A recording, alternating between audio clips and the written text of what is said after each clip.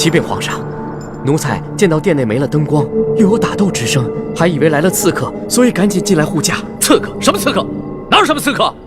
没有朕的旨意，谁也不许进来。这……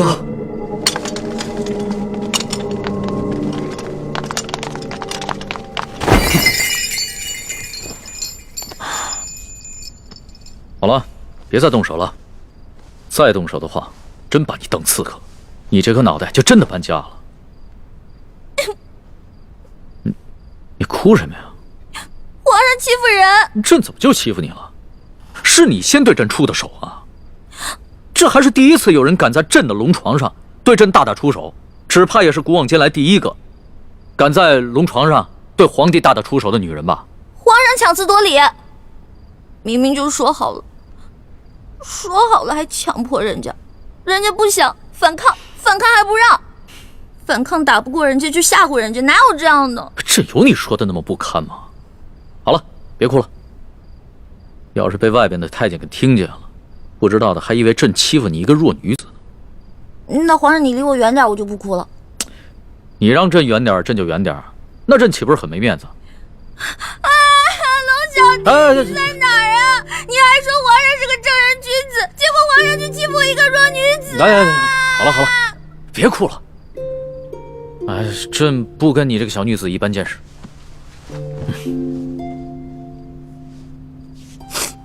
去找太医院的当值赵方抓药，我还要留下来给厉贵人扎针。是。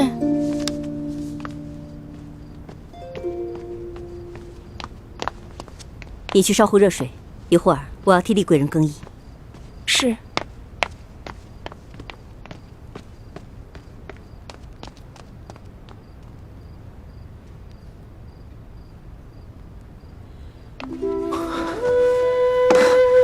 雪师妹，大师兄，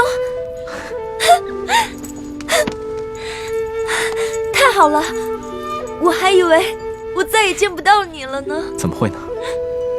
你们师兄妹好好聊一聊，我在外面替你们把风。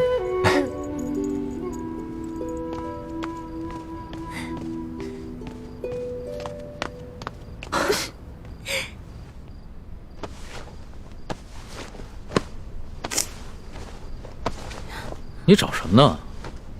我想找个手巾擦擦脸。这龙床上哪有手巾啊？朕也不想传太监打扰我们。哎，你又想干嘛？放心吧，朕不会动你的。朕堂堂天子，一言九鼎，给你擦个眼泪。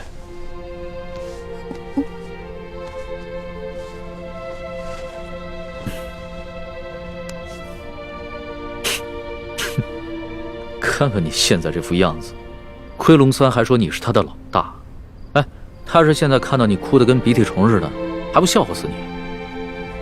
其实我在龙三面前好多都是吹牛的，我没有他说的那么勇敢，我也没有多少江湖阅历，我也从来没被哪个登徒子轻薄过，何况是被全天下最有权势的轻薄过，我能不害怕吗？朕听出来了。你是拐着弯骂朕是个好色轻薄的登徒子是吧？臣女不敢，臣女没这么说。皇上，臣女能不能请求皇上一件事啊？说来听听。您能不能别把今天晚上的事告诉我龙小弟啊？如果你告诉他的话，以后我就没脸在他面前充老大了。哎呀，朕又不是长舌妇。哎，不会告诉他的。哎，不过朕保全了你在结拜兄弟面前的形象，你要怎么答谢朕呢？皇上，您可是全天下最有权势的人，也是最有钱的财主，您就为这么点的小事儿勒索我一个身无分文、身无寸缕的小女子啊？又是朕的不是啊！你怎么说来说去都是朕的不是啊？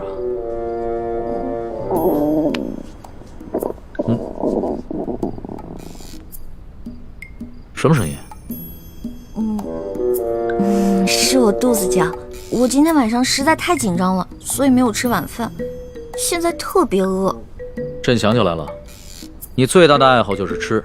龙三跟朕说过，你现在在替朕办差，朕也不能让你饿着肚子。说吧，想吃什么？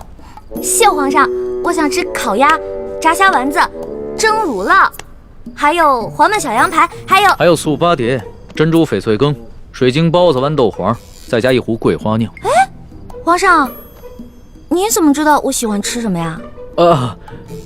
这个是龙三跟朕说的。龙三跟朕说呀，你们两个头2次见面的时候啊，你都在跟他抢吃的，朕听着有趣儿，所以印象也就特别深刻。这个龙三，以后再也不理他了。怎么把我什么都告诉人家？朕可不是人家，朕是皇上。来人，掌灯，传膳。倾城，你进宫的这些日子以来，过得还好吗？我不得不离开你们这些亲人朋友，来到这个活死人墓一样的紫禁城，和成百上千的女人争奇斗艳，来取悦我们最大的敌人。你说我能过得好吗？对不起，倾城，要你冒名顶替舒婉欣进宫的方案，我本来是不同意的。可这是6位师傅一致的决定，我也无力反对。大师兄，你不必自责。就算你反对，我也会主动要求进宫的。毕竟我们这些在明珠谷长大的孩子，没有一个人能为自己活着。就连单纯任性的小师妹，不也阴差阳错的进了宫吗？是我太无能了，还要让你们几个女孩子冒这样的风险，忍受这样的侮辱。今晚，一欢也要被召去侍寝了，也不知道现在怎么样了。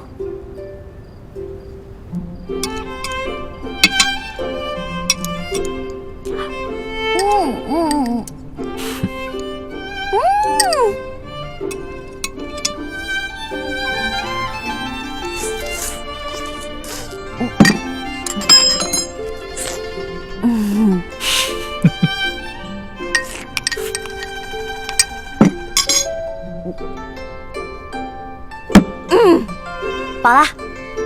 吃好了。谢皇上恩赐。撤掉吧。这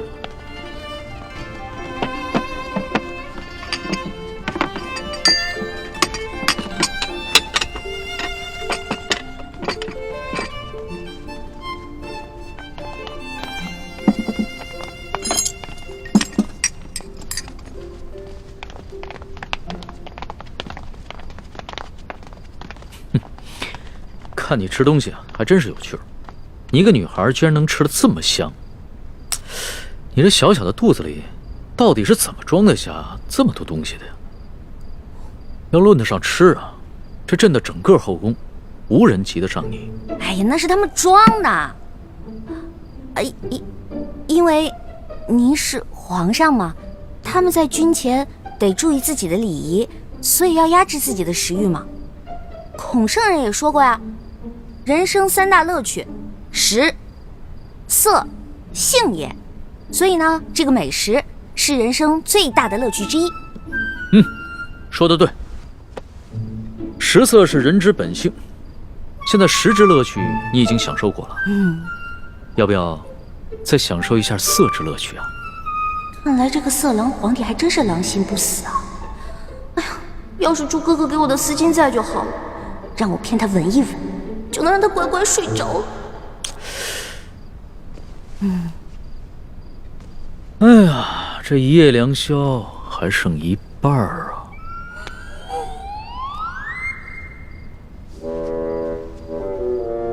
你要不要到朕的龙床上休息一下呀？哎呦呵！你又想干嘛呀？皇上，吃太多了，我撑到嗓子眼儿了，我想运动消化一下，可以吗？行，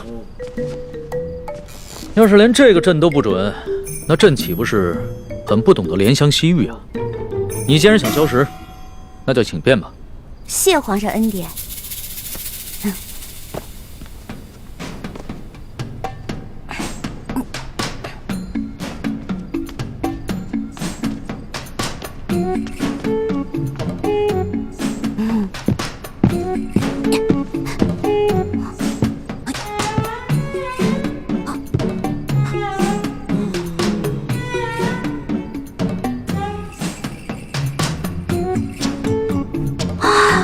色狼皇帝还真是耐心啊，看来是打定主意要吃了我。我总不能就这么运动一晚上吧？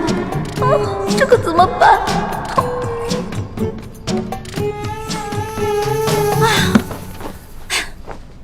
累死我了！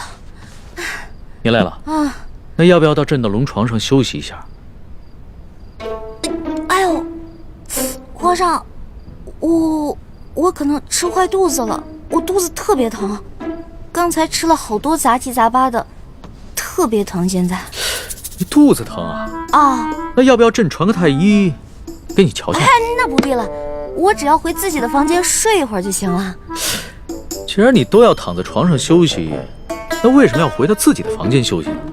朕的龙床一样可以休息啊。我这可不一样啊！我肚子疼，我可能会拉肚子，我在您这儿拉肚子不合适，是不是？我得保持在您面前的仪态，所以还是让我回去吧。你要是真吃坏了肚子想方便，那朕的寝宫里面也有金逆桶，你用吗？我方便在您这儿？哎，不合适，皇上，您可饶了臣女吧。人食五谷生百病，吃喝拉撒那都是正常的事情。要是连这个朕都接受不了，岂不是有违人伦？哎，你别紧张，要是真吃坏了肚子，你就在朕这儿方便，朕不介意。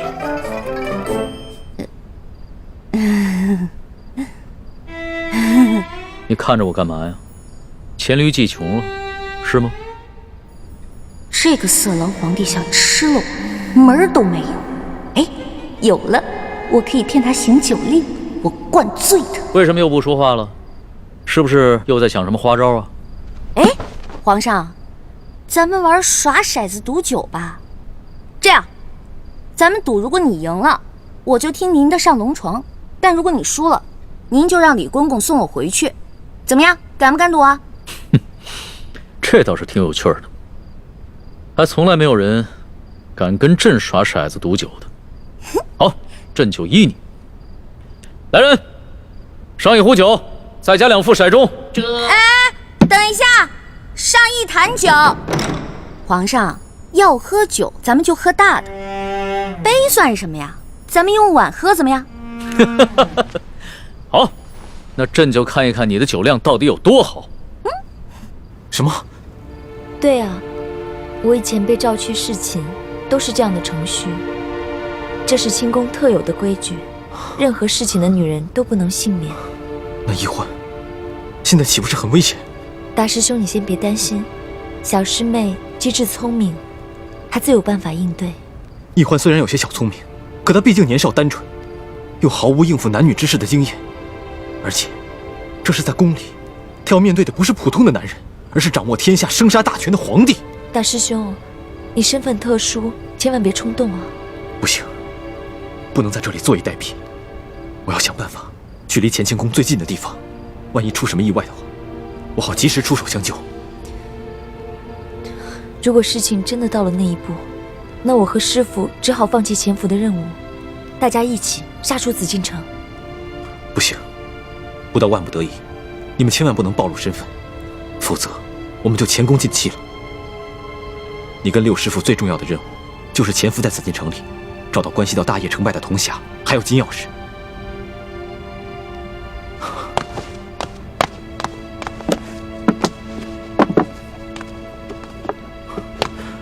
我先走了，你多保重。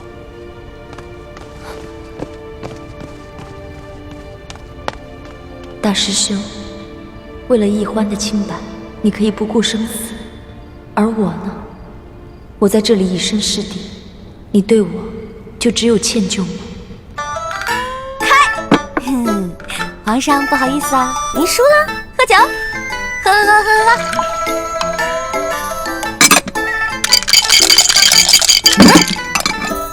皇上输了，接着喝。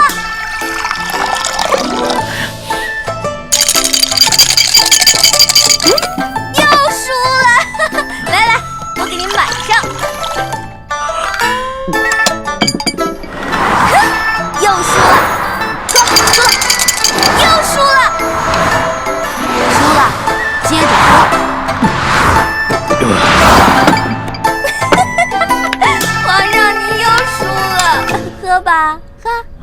怎么老是朕说？本姑娘从小玩骰子就赢遍全明珠谷无对手，你这个第一次玩骰子的笨皇帝不输才怪呢。哎呀，皇上，您啊真是海量，而且您酒品好啊，每次赌完了以后吧，您都不赖酒，都喝，是不是？笑，真是天死，怎么会赖账呢？快喝吧。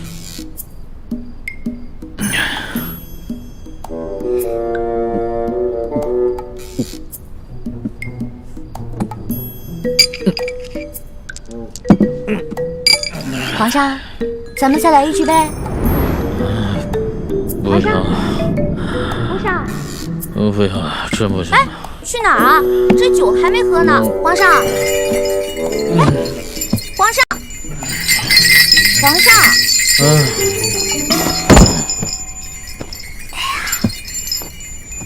让我看看皇帝长什么样。哎，让我看一眼。易欢姑娘，李公公，皇上已经安寝了，易欢姑娘，请回吧。可是我还想再待一会儿。皇上已经安寝了，易欢姑娘还是回去吧。可我还没看见皇上长什么样呢。哎，这就扛走了就。哎呀，再让我看一眼呗。哎呀，可是我还没看见皇上长什么样呢。哎呀，这怎么小气呢？小气小气。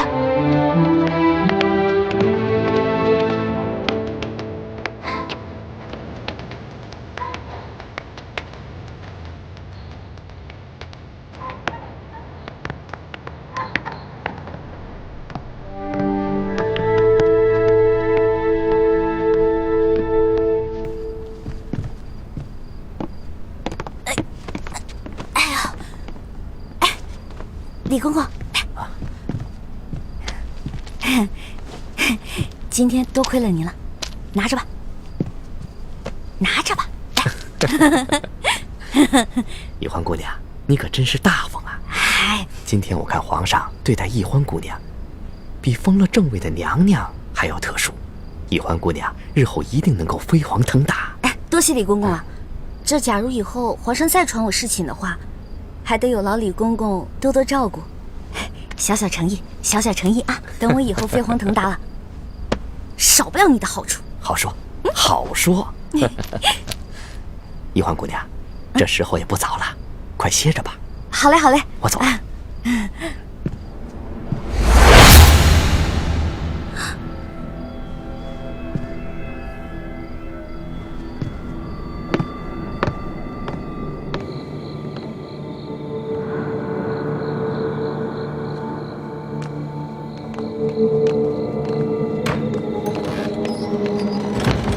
公公，这儿有没有方便的地方？咱家带你去吧。哎呦，那有劳公公了。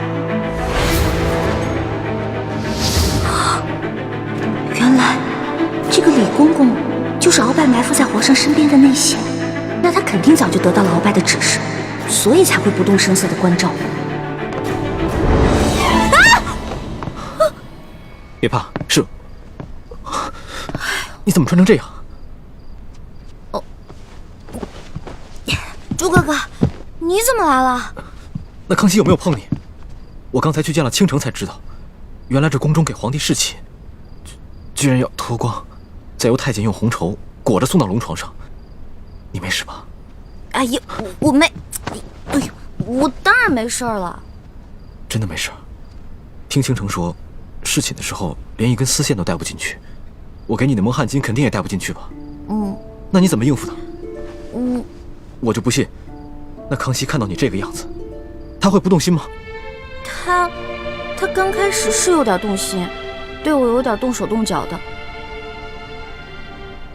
不过我后来跟他提龙三了，我说我们这是假戏，不能真做。后来他就没怎么样了。真的？真的。朱哥哥，你要是再怀疑我的话，那我可生气了。对不起，欢梅，是我错了，我相信你就是了。这次是我太大意了。如果那康熙再找你事情，我得赶紧想一个法子，确保万无一失。哎呀，猪哥哥，你先别着急嘛，我有重要的事情要告诉你。我才发现，原来这个李公公就是跟鳌拜勾结的内奸，怪不得李公公今天这么照顾我呢，肯定是鳌拜提前跟他打过招呼了。原来李公公就是鳌拜埋在康熙身边的棋子，此事万万不能让康熙知道。为什么呀？如果我们跟龙三说了，让他汇报给康熙，不光龙三能立功，还能得到好多奖赏。我们可以拿着这些钱去买好多东西，分给谷里的兄弟姐妹啊。欢妹，你又犯傻了。我们这次来紫禁城，可不是来敛财的，我们的目的是要挑起康熙跟鳌拜的内斗。你想啊，如果我们帮康熙除掉了鳌拜埋在他身边的一条蛇，这对于我们来说能有什么好处？对，你说的对，那我明白了。哎，叶哥哥跟樊姐姐怎么样了？刚刚得到他们的消息，他们已经跟踪到了吴应奇的车队，正在想办法下手。我们在宫里的计划还挺顺利的，希望叶哥哥跟樊姐姐能顺利的找到1号金钥匙，这样我们就可以早日平安的团聚了。我先走了，早点休息。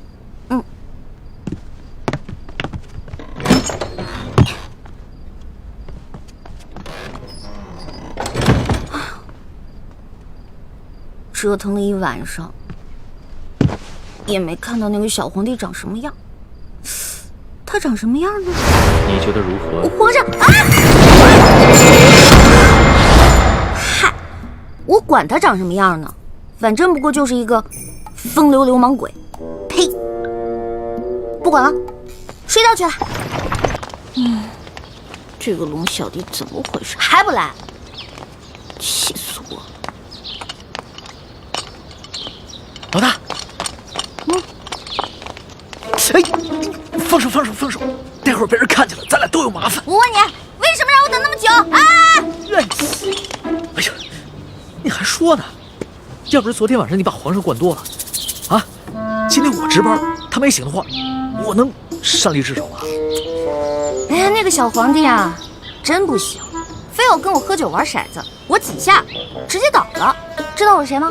我可是赌遍全湘无敌手啊！他能玩得过我吗？直接被我撂倒。小弟明白了，这个老大不仅武功比小弟高明，这别的本事也比小弟高明。那是，不然怎么做你老大呀？来，啊，过来，说句话。臭死了！怎么浑身酒味儿啊？没有吧？我有酒味吗？我早上漱口了呀。昨天晚上偷着喝酒啦？对啊，我跟我几个好兄弟在喝酒，又在拼骰子，输了不少钱呢。我输了多少啊？反正啊，这大半年的俸禄是没了。老大，你可得帮帮我。放心，我是你老大，你是我小弟，你的事儿就是我的事儿。回头老大教你几招，保准你把钱全都赢回来，怎么样？真的？那当然。老大，你是不是所有赌术都会啊？也不是啦，毕竟老大也是个小姑娘嘛，小姑娘家家的，又不能经常往赌场里跑，是不是？是，老大还是个淑女嘛。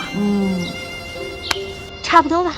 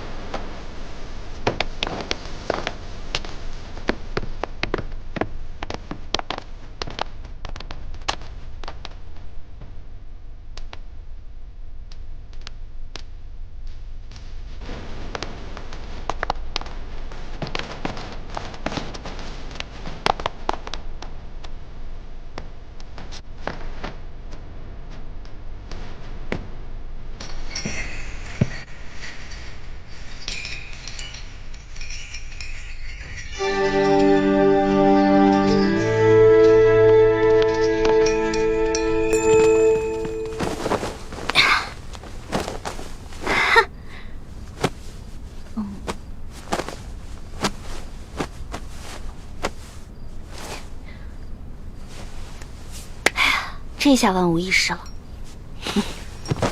什么万无一失啊？皇上，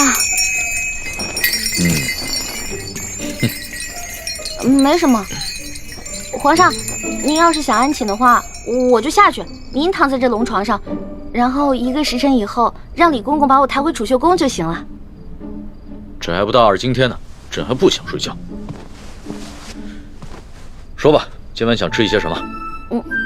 不瞒皇上说，昨天吃太撑了，结果今天积食一天，什么都吃不下。你要不要朕选个太医给你瞧瞧啊？不用了，宣太医又得吃药，我这从小到大吃药，我都害怕了。我看你这活蹦乱跳的，也不像有什么病症，为什么从小到大要吃药啊？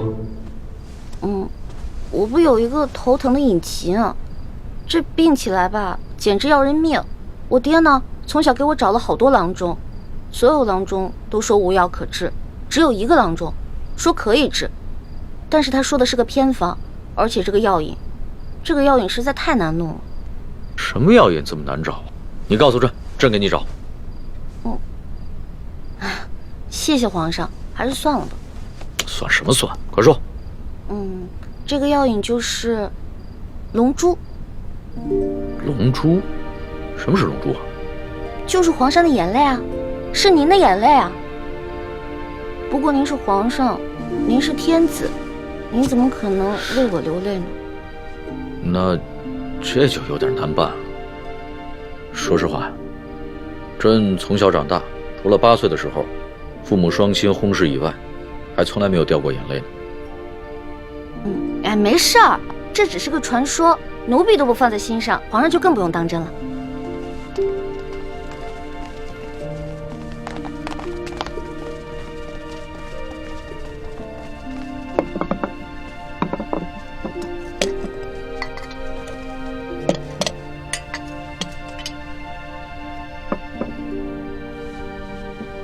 您这是干嘛呀？昨天晚上朕输得一塌糊涂，所以啊，朕今天想挽回个面子，你敢不敢再跟朕赌一把酒啊？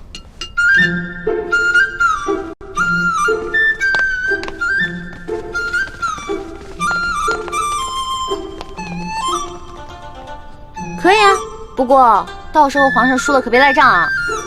你放心吧，朕虽然有色心啊，但是更有毒品。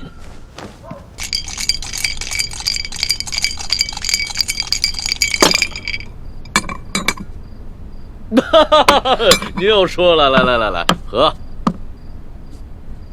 干嘛？朕都愿赌服输了，你还想赖账啊？有鬼！什么鬼？这好奇怪啊！皇上，你今天掷骰子的手法怎么变得高明起来了？昨天掷骰子10把当中，你最多只能赢3把，可是今天却跟我不相上下了。朕今儿个下午找了几个会玩骰子的侍卫学了一下，朕是天子，天资聪颖，学什么东西一学就会。可是你这掷骰子的手法，我怎么看着这么眼熟呢？是不是龙三啊？果真是他，他居然把我传授给他的独家秘籍传授给皇上了。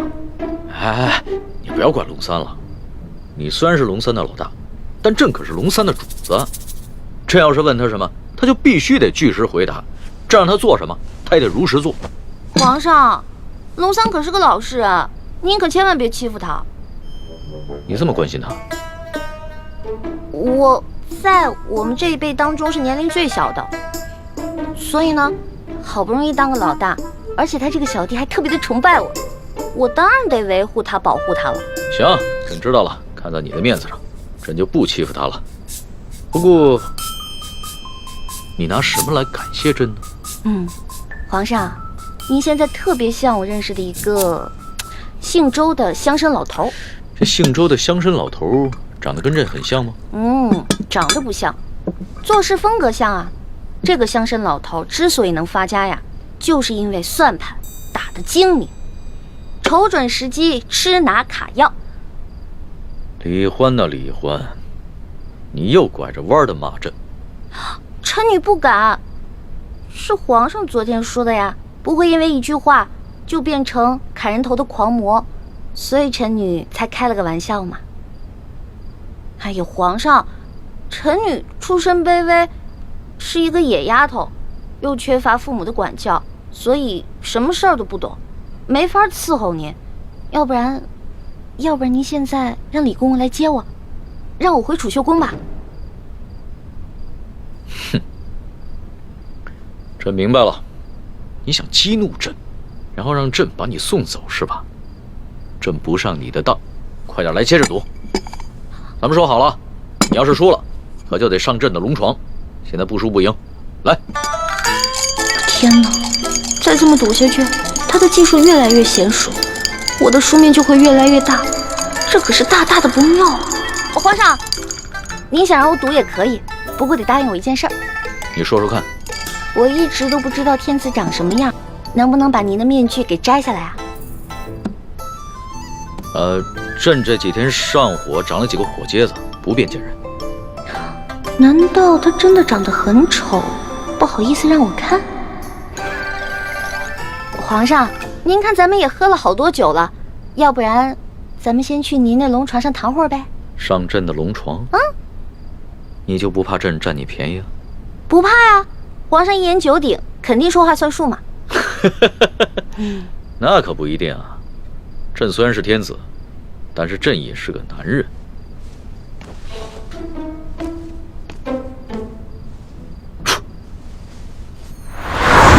哎，你不是很怕黑吗？嗯？啊，有皇上在，奴婢就不怕黑。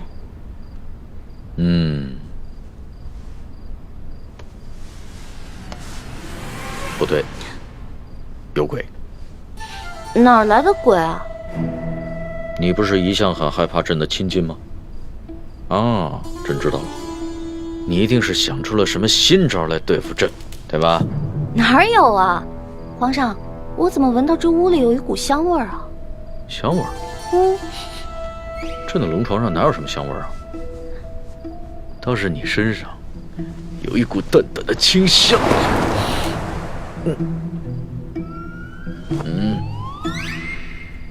皇上，皇上，哎呀，咸猪手，不对，咸龙爪，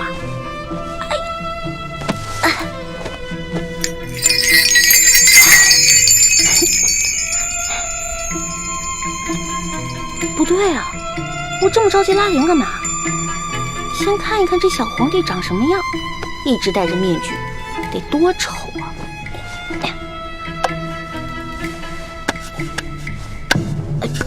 哎呦，我的天哪！皇上已经安歇了，小主该回去了。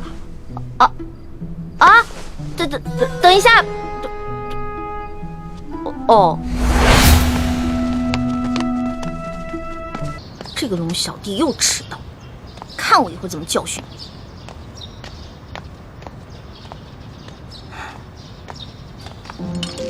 老大，你又迟到啊！昨晚战绩如何啊？幸不辱使命。我呀，把前晚输的连本带利都讨回来了。你的一半。哎呦，呜呼，不错呀！哎呀，还好你给我钱，最近正急着用钱呢。老大，这皇宫里边有什么能用得上钱的地方吗？哎呀，这你就不懂了吧？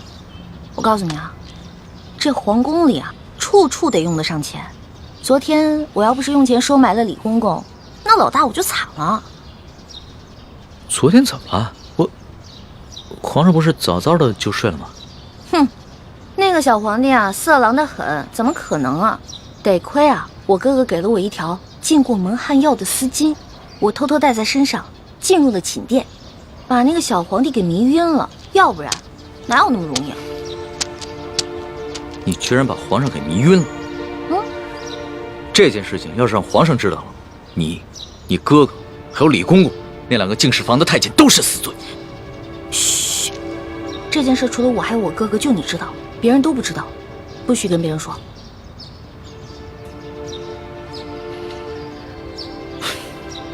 老大，你不应该告诉我，陷我于两难。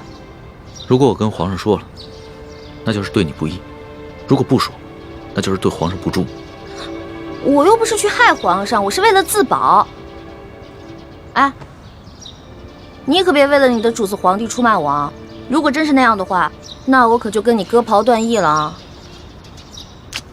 老大，不是我说你，你也太任性妄为了。要不是我在皇上面前说你好话，你有几个脑袋也早就掉干净了。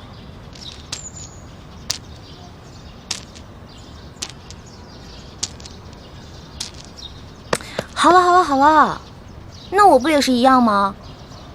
如果我不是为了你，我怎么可能听鳌拜的话要入宫呢？虽然我武功不高，但是我轻功可以，我可以逃跑吧？我不都还是为了你吗？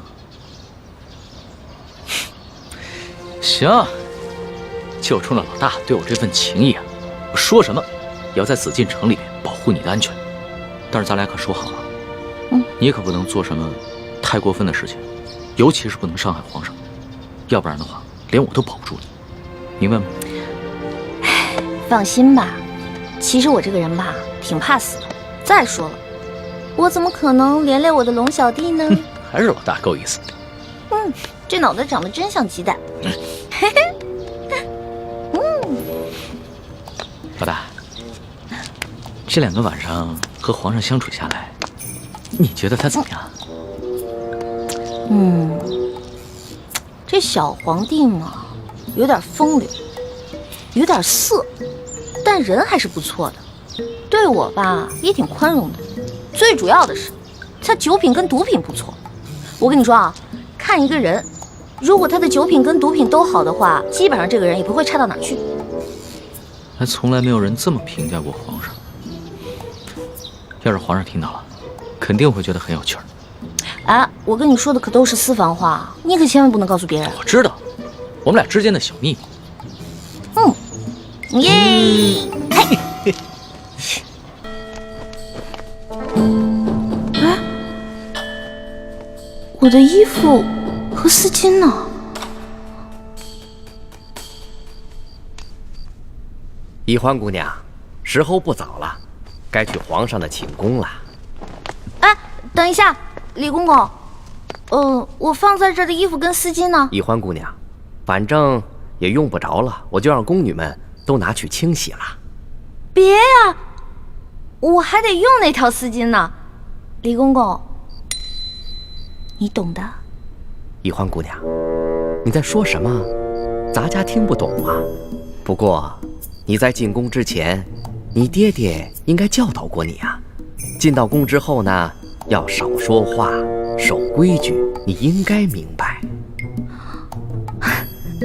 李公公，您不会是把我那条丝巾故意拿走的吧？侍寝的时候啊，什么都不能带，这是宫中的规矩，所有人呐都要遵守。完了完了，这下完了，怎么办呢？今晚没了丝巾，哎呀，李公公这个家伙肯定是识破了我的丝巾有迷药，怕他干洗。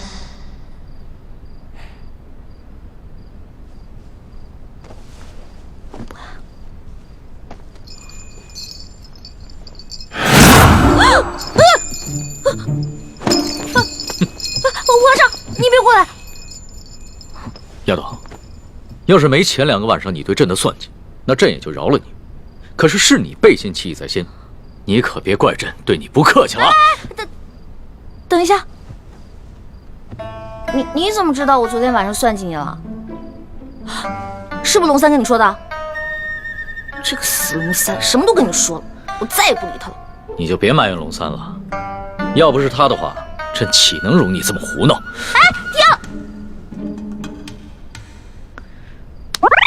干嘛呀？你还想跟朕比试武功啊？行啊，那朕就陪你比试比试，而且朕答应，绝对不叫外面的侍卫帮忙。等一下，皇上，您知道为什么臣女不愿意侍奉您吗？你跟朕说，易得无价宝，难得有情郎，难道你有心上人了？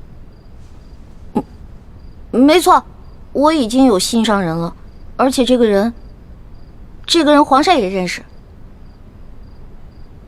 他是龙三。龙三，嗯，他不是你小弟吗？话虽然这么说啊，但是男女有别嘛，我怎么可能心里真的把他当我兄弟呢？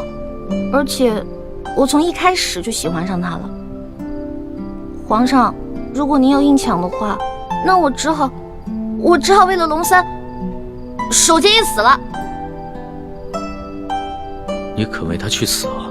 没错，皇上，龙三可是您的心腹啊，这古来圣明的皇帝都不可能抢夺自己手下的女人的，而且还会有意成全呢。再说了，您后宫佳丽3000，何必为了我这一个小小的秀女而伤了龙三的心呢？那你怎么知道龙三也喜欢你啊？我虽然不知道他心里到底喜不喜欢我，但是我敢肯定的是，我在他心里一定占了很重要的位置。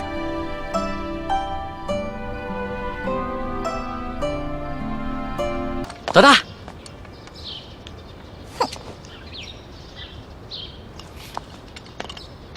老大，老大，你干嘛不理我呀？为什么要理你啊？我们明明说好了，不许把我们之间的秘密告诉那个色狼小皇帝，你为什么要告诉他呀？老大，我冤枉啊！我这也是为了你好。你以为你前天晚上用丝巾迷晕皇上，皇上他没有起疑心吗？你昨晚上要是故技重施的话，皇上发现了，你这小命就难保了。所以啊，我才去找李公公，让他把你的丝巾给收了去，还在皇上面前替你百般求情。没想到你反过来还怨我，狗咬吕洞宾，不识好人心。你说的真的假的呀？那当然是真的，我们俩是拜把子兄弟，我会骗你吗？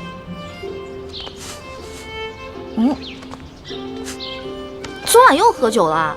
没有，嗨，我哪能天天不务正业的喝酒赌博呀？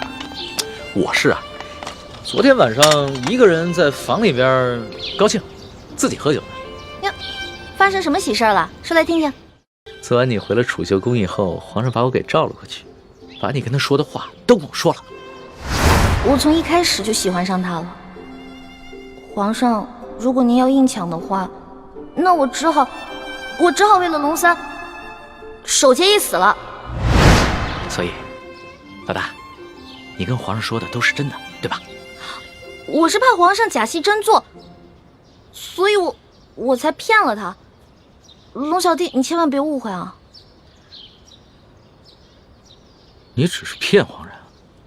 是啊，你想，如果我不把你拿出来当挡箭牌，那皇上肯定会吃了我呀。那你对我？我对你，我们当然是好兄弟了。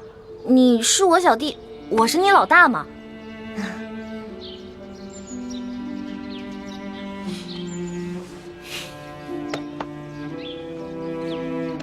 怎么了？你生气了？不是生气，也许你就是情窦未开，说了你也不懂，或者是你根本就是在装傻，所以不论我怎么说，你都会装着不懂。我们两个不是一直挺好的吗？我们俩是兄弟，这样相处不是也一直挺好的吗？那是以前，那是我还以为你是个男人的时候。可你现在呢，就是一个明艳动人、活泼可爱的女子，我怎么把你当成同性兄弟看待啊？龙小弟，我忘了告诉你了，我其实从小就许配给人家了。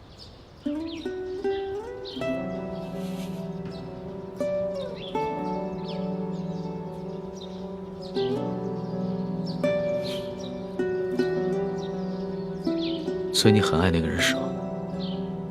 为了他，你连皇上的临幸也不要，对我更是不屑一顾。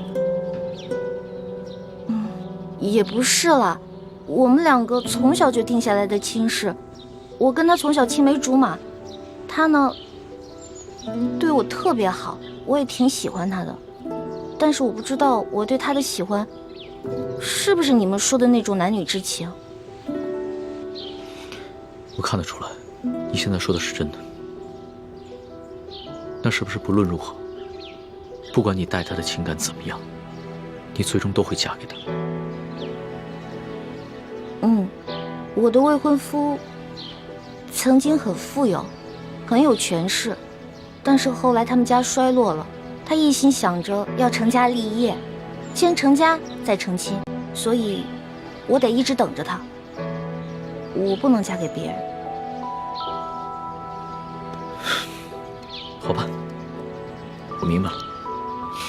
但是皇上信以为真了，他跟我说了，为了照顾我的感受，从今天晚上开始，不会再找你侍寝了。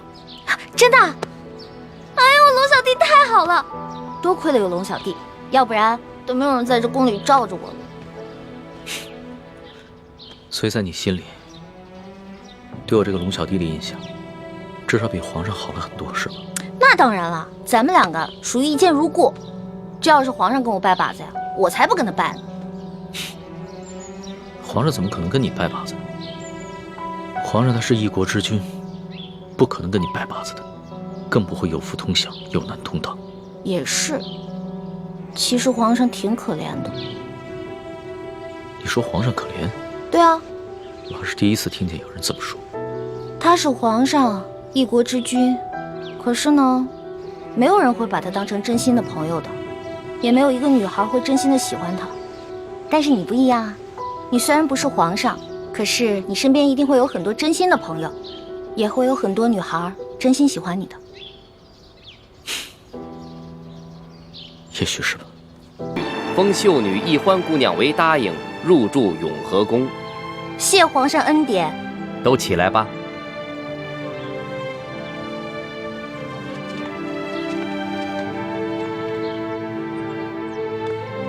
哟，易欢，你这一连侍寝3日，我们还以为皇上多宠爱你呢，没想到就封了个品阶最小的答应。答应就答应吧，反正对我来说都一样。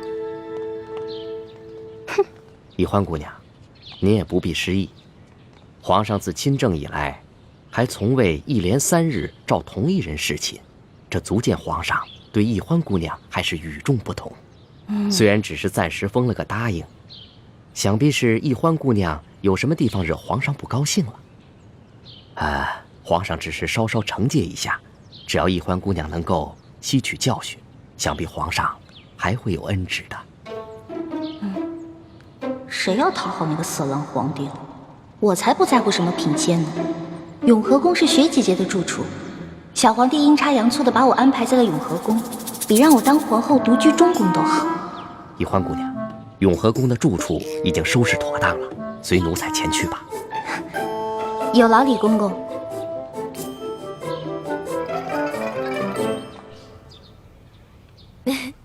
真想不到，皇上正巧把你安排在永和宫，这下咱们姐妹俩可以日夜相伴，互相照应了。就是啊，我本来特别讨厌那个小皇帝，结果他这么安排吧，我现在都不讨厌他了，又开始任性了。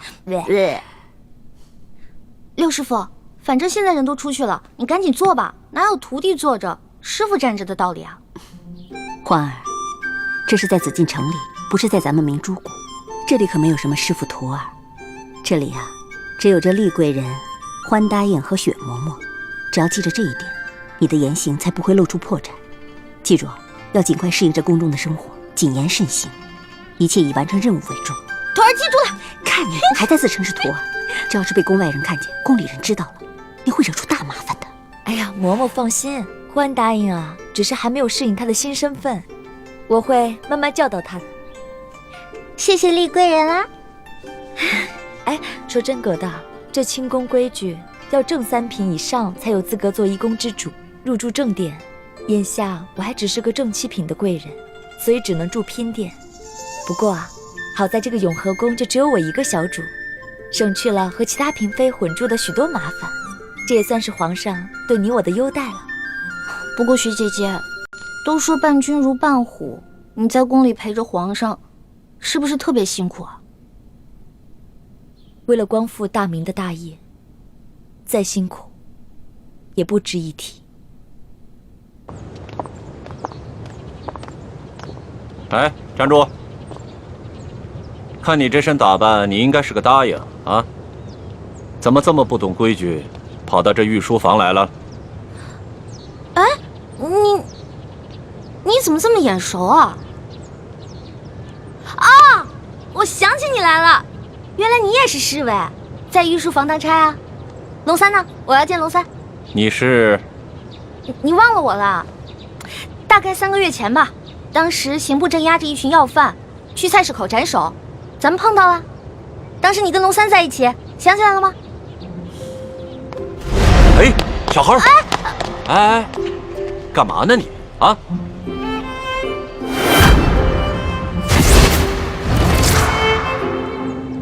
是你？我呀？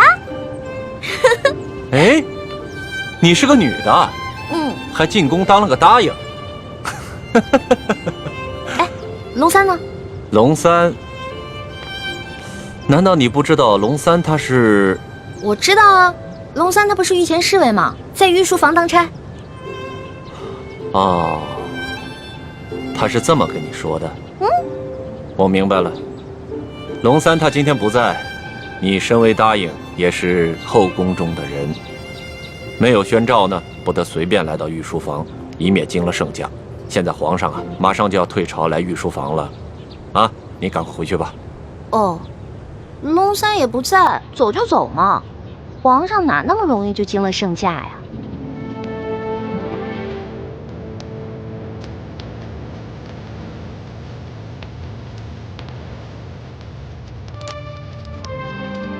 喂，皇上来了，快快快！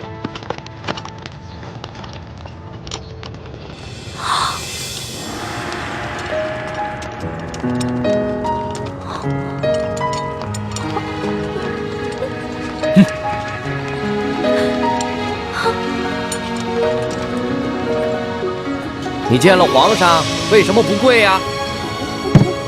你是皇上？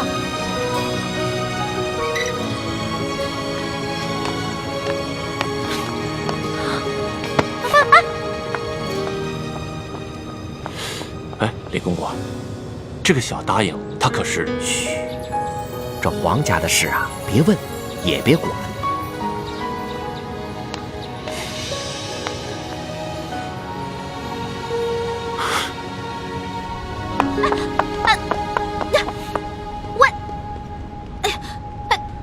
你到底是谁啊？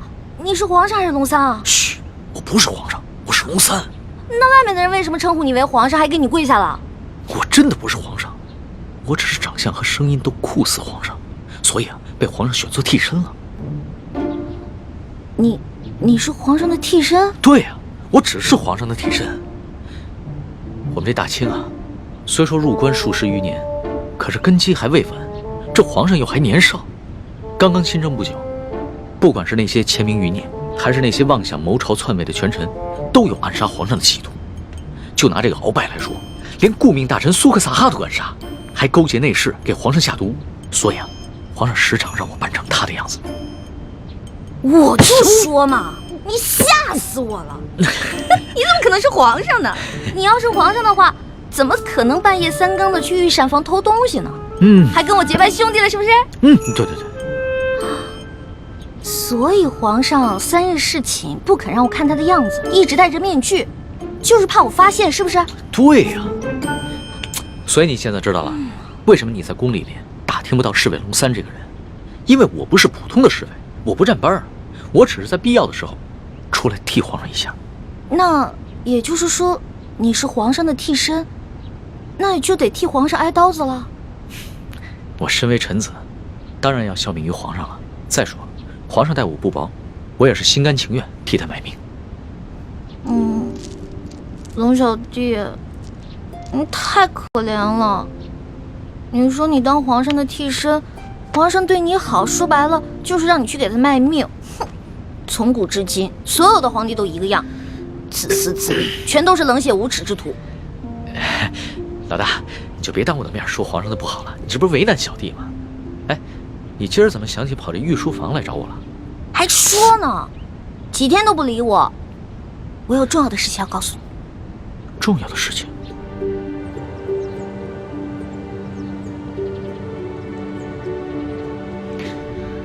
这皇上一听说丽妃遇刺，就怀疑过鳌拜，没想到真的是他。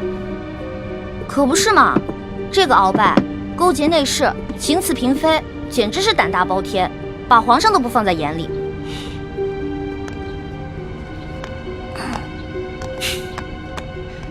老大，你是不知道啊，这鳌拜把持朝政多年，这朝廷上下、宫中内外全都是他的势力。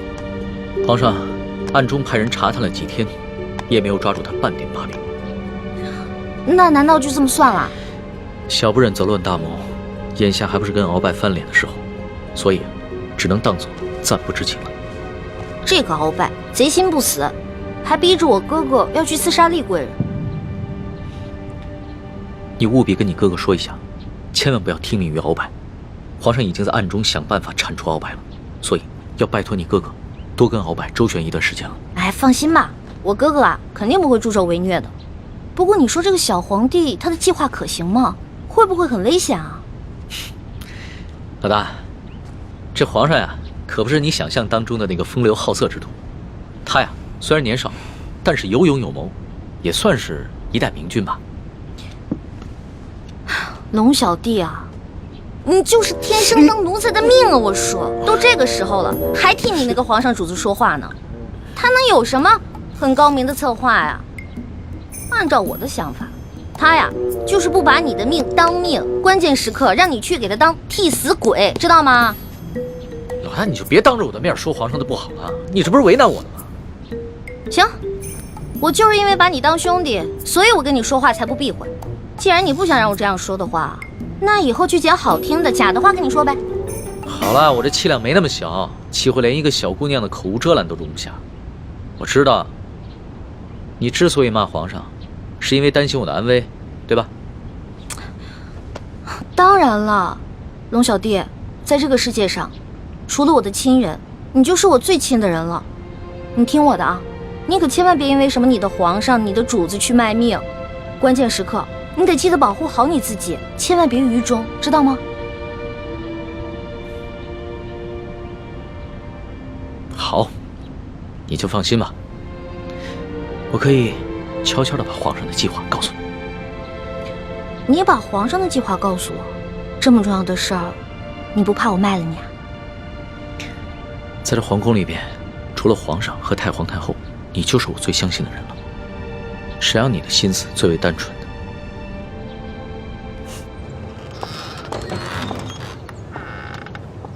李德福，送欢答应回永和宫。这。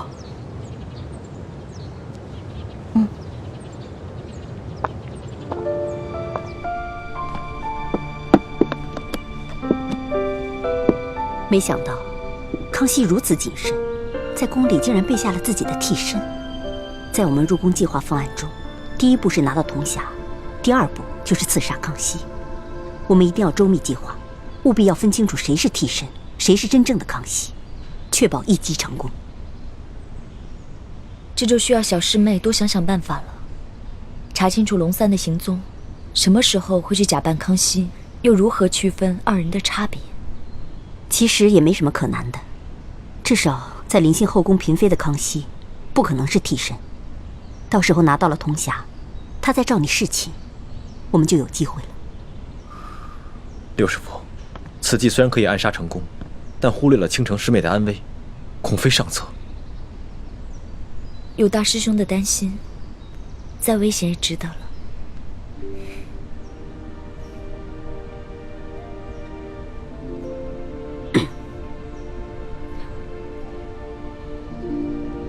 这行刺康熙的行动是下一步计划，还早着呢。我们还是现在想一想接下来的行动。康熙居然会派几个会摔跤的小子去擒拿鳌拜，这个计划比我们未来行刺的计划更加冒险。不如我把康熙擒拿鳌拜的计划告诉鳌拜，鳌拜岂会坐以待毙？到时候他们君臣内斗，无论谁赢谁输，我们都可以坐收渔利。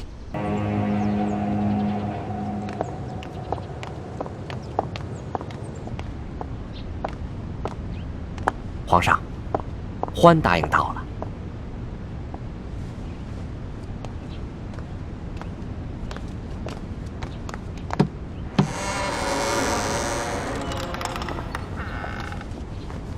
一欢，叩见皇上。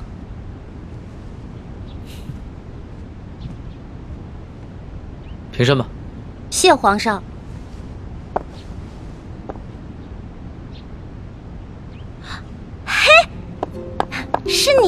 小弟，哎呦，你小气的，你给我装什么皇上啊？这皇上跟龙三竟然长得一模一样，你怎么知道在你面前的是龙三，不是皇上呀？我怎么可能不知道啊？啊，皇上啊，那3日侍寝，虽然把灯光调得很暗，而且还戴了个面具，但是我可以看他的眼睛啊，他的眼神跟你完全不一样。你的眼神呢，温柔体贴，他不是。皇上看你的眼神很冷漠疏远吗？也不是。他看我的眼神有一种猎人看猎物的感觉。哎，我也说不清楚，反正那种感觉就很奇怪，就是觉得他不是什么正经皇帝。要不是你们俩眼神不一样啊，我还真认不出来。哎，对了，你叫我来干嘛？我这次叫你过来呢，是想跟你道个别。道别？你要去哪儿啊？还记得我上次跟你说过的要擒拿鳌拜的计划吗？今天就是计划展开的日子。皇上已经宣召鳌拜单独来御书房觐见，所以我要亲自动手，和那些训练已久的侍卫和太监们一起擒拿鳌拜。什么？你要亲自跟鳌拜动手？鳌拜可是大清第一勇士，你亲自动手你就死定了。鳌拜一日不出，皇上就无法真正亲政。而且鳌拜手握军权，皇上也不敢下旨捉拿鳌拜。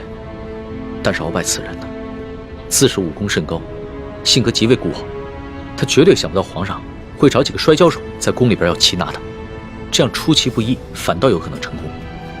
而且皇上还安排了李公公在茶里边下了一些药，鳌拜喝了以后就会内力尽失。李公公，皇上让李公公来协助你？对啊，李公公从小就进宫了，侍奉过太祖皇帝和先皇，深得太皇太后的宠幸。可是那个李公公……怎么了？算了，没事了。龙小弟，你别那么傻，你别替皇上去卖命，你肯定会死的，你别去了，行不行？所以啊，特意让你过来，跟你道个别。毕竟我活到这么大，你是跟我关系最特殊的人。这一世，我可能只能做你的龙小弟，是你的结拜兄弟。可是来世，我希望做你的青梅竹马。老大，你怎么哭了？我们2个是结拜兄弟，说好有福同享，有难同当的。你要是去送死了，就凭我这三脚猫的功夫，根本救不了你。那如果你死了，那我也得去死啊！我还不想死呢，我还有很多美食没有吃呢，我还有很多心愿没有完成呢。那你就别陪我去死了，让我自己一个人死就好了。反正我在九泉之下也不会怪你，顶多变成厉鬼来缠着你。呸！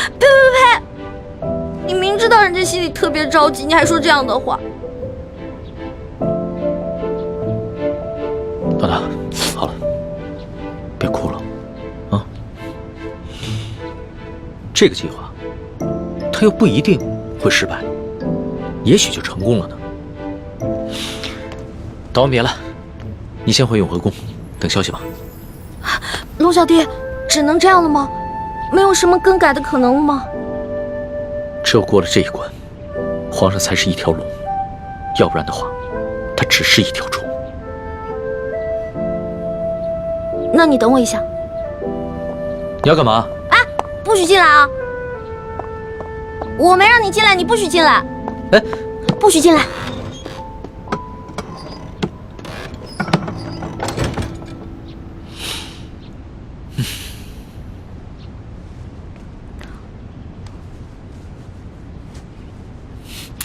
老大，你好了没有啊？你再不出来，鳌拜可就来了。哦，我知道了，马上。老大，我进去了啊。老大，你好了没有？老大，你不会真是以为我要赴死了就要以身相许了吧？呸呸呸呸呸！你怎么变得跟那个小色皇帝一样了？真是近墨者黑。喏，给你的，这个是金蚕背心，鳌拜给我的，据说可以刀枪不入，水火不侵。反正我留着也没用，给你穿吧，你还能保护着你自己。好香啊，老大，这上面还有你的体香和体温呢。你干嘛用那种色眯眯的眼神看着我呀？你这样很猥琐，知道吗？你赶紧穿上吧，这之前我贴身穿的，反正我用不上。你穿上以后还可以护住你的要害呢。既然是你穿过的衣服，那我当然要穿了，要不然你替我穿。你这说的什么鬼话呀？我不想理你了。哎，老大，哎，老大，我是你老大，你是我小弟，所以你得听我的，知道吗？不能死。是，遵命。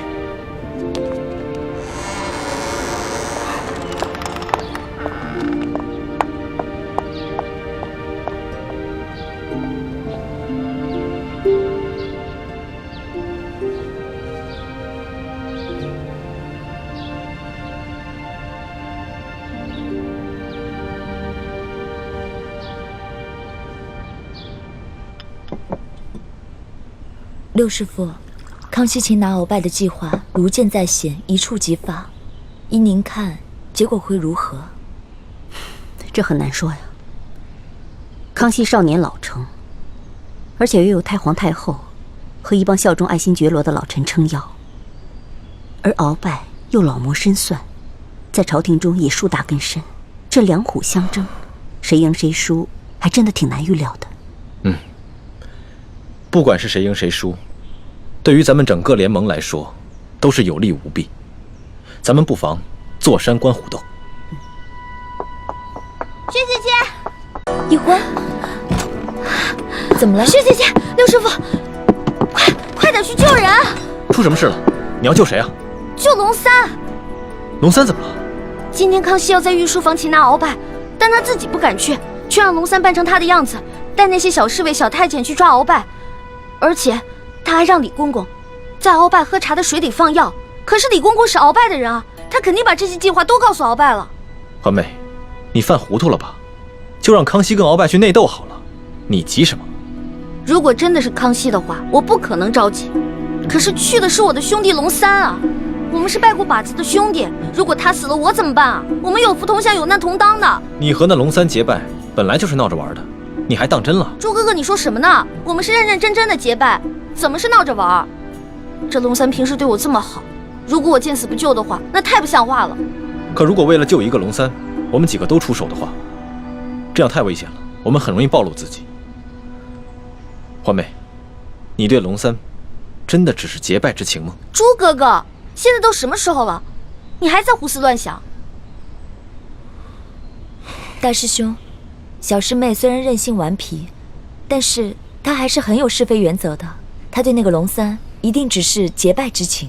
还是薛姐姐了解我。没错，我不想欠人情，我更不想欠人一条命。玉欢，你可别忘了你现在的身份，你是大明郡主，是未来大明太子妃。那你现在的什么龙三结拜大哥的身份，跟这个身份比起来，根本就是不值一提。更何况龙三又不是为了你去死，他为的是他的皇帝主子。可是，好，那我们就不去帮助龙三。也就是说，如果龙三败了，康熙也就败了。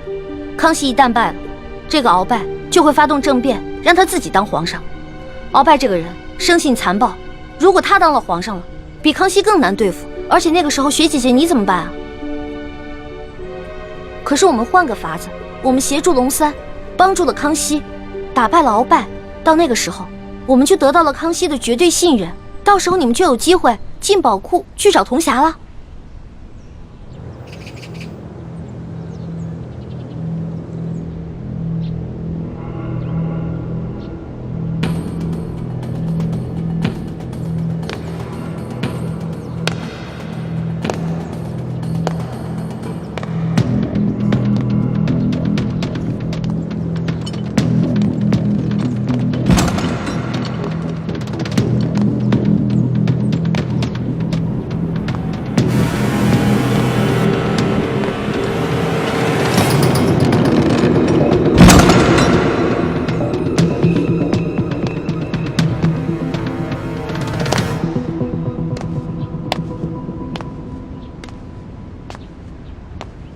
奴才参见皇上。免礼，赐座。谢皇上。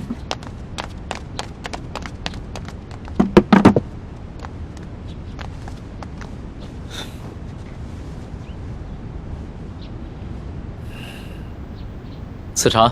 这。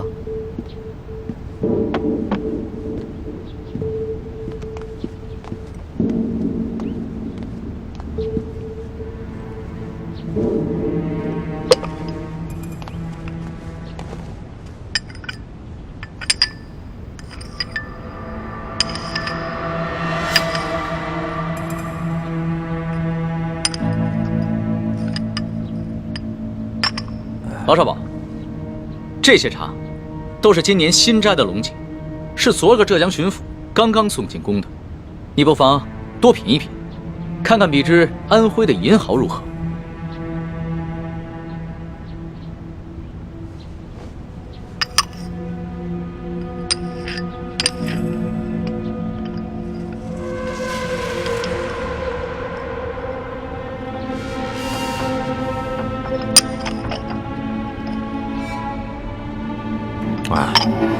奴才是个粗人，什么茶到了嘴里都是一个味儿。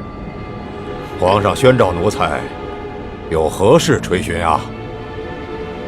王少保，你不妨先看看这些奏折。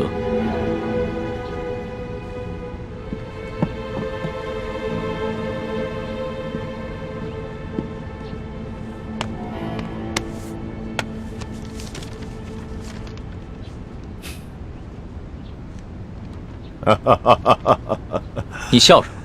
皇上，奴才笑这些要弹劾奴才的大臣们翻来覆去陈词滥调，也没说换一个新的花样。这上面还有许多奏折，你不妨都看看。不必了，想来左右仍不过是些什么擅权自专了、欺君罔上了、结党营私、诛戮大臣。你说这些，全是些子虚乌有之事。好败！